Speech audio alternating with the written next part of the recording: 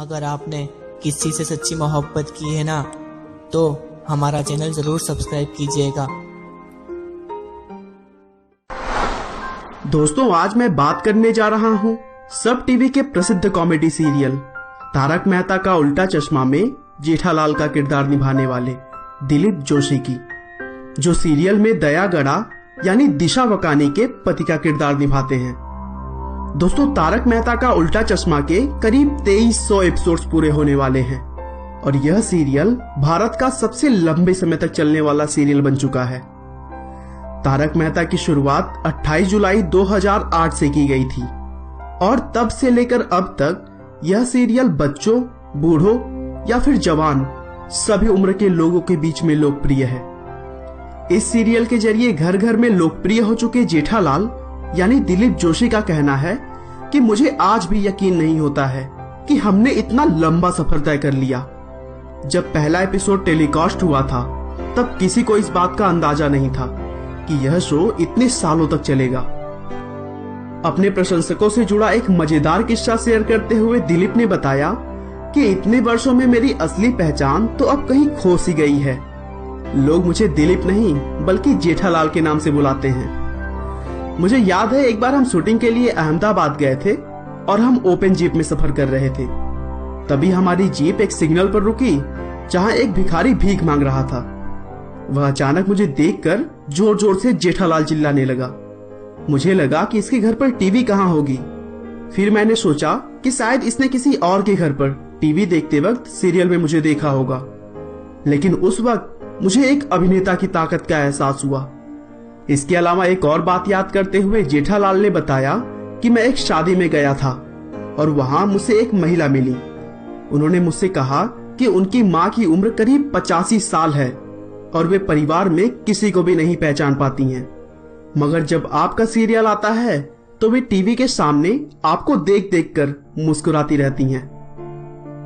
तो चलिए दोस्तों, अपने अद्भुत एक्टिंग के दम पर इस शो में जान डाल देने वाले दिलीप जोशी की लाइफ स्टोरी को हम शुरू से जानते हैं। दिलीप जोशी का जन्म 26 मई 1968 को पोरबंदर, गुजरात में हुआ था। उन्होंने सिर्फ 12 साल की उम्र में ही गुजराती नाटकों में काम करना शुरू कर दिया और करीब 10 सालों तक वे छोटे छोटे शोज करते रहे।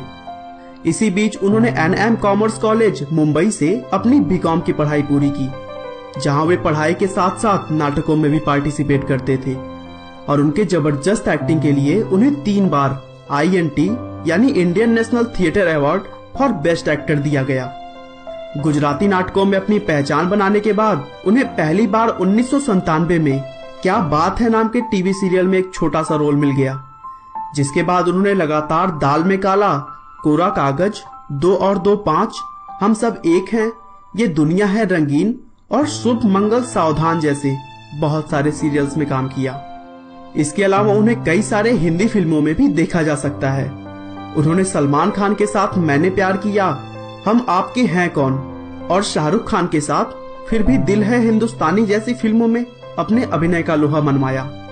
उन्होंने खिलाड़ी 420, 1-2 का 4, दिल है तुम्हारा, ढूंढते रह जाओगे जैसी और भी बहुत सारी मूवीज में काम किया है, लेकिन इसके बावजूद उन्हें फिल्मी करियर में कुछ खास सफलता नहीं मिल सकी। यहाँ तक कि आगे चलकर उन्हें बहुत बुरे दिन भी देखने पड़े। तारक मेहता शो करने से पहले वे करीब 1 साल तक बेरोजगार घूमते रहे, लेकिन उन्हें अपनी एक्टिंग पर पूरा भरोसा था। उन्होंने कभी भी हार नहीं मानी।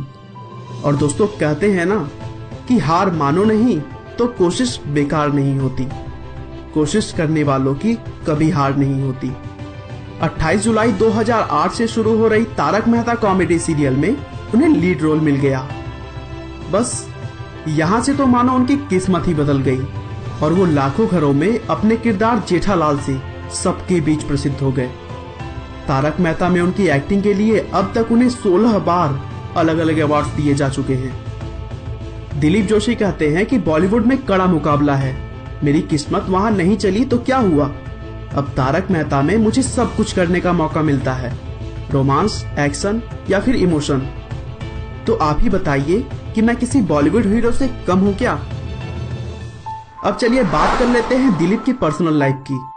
यूं तो तारक मेहता में उनकी पत्नी का किरदार दया गड़ा निभाती हैं, लेकिन रियल लाइफ में उनकी पत्नी का नाम जयमाला जोशी है और उनके 2 बच्चे ऋत्विक जोशी और नियति जोशी भी हैं।